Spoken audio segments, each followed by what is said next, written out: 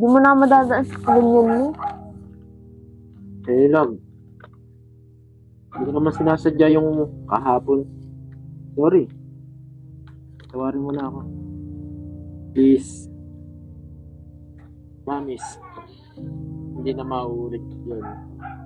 Kaya ko lang naman nagawa yun kasi walang-wala ako.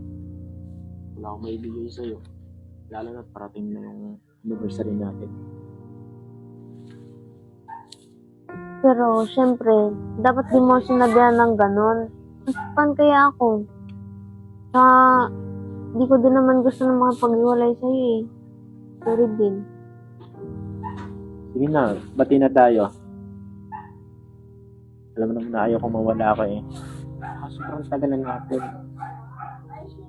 Ayaw ko naman pagsisihan ang lahat. Ayaw kong iwan ka. Mahal kita palagi daw. Oo na. O, ganito. Tara sa fast food. Big tayo. Pero, pwede ko na muna magbayad.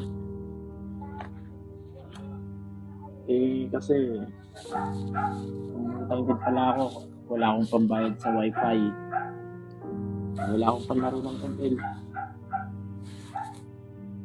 Okay, sige. Pero sa susunod, maghanap ka na ng trabaho ah. Okay, promise. Tanggapin mo naman tamigay ko sa'yo. Super flower. Ang bango yan. Ang bango mo yan. O, tara na. Hindi mo.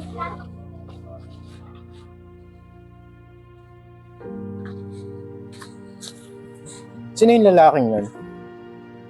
Sagutin mo ako, ha? Bakit na naman? Lahat ginawa ko para sa ating dalawa? Para maging maayos? Kasi ko pala itong may iba? Teka. Ano ba yung sinasabi mo?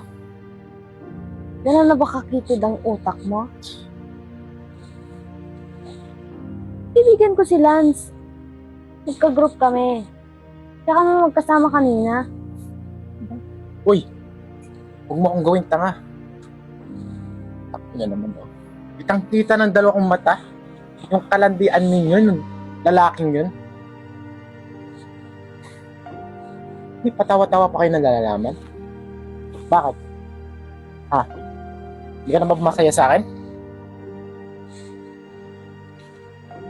Alam mo, uuwi ka na lang sa inyo.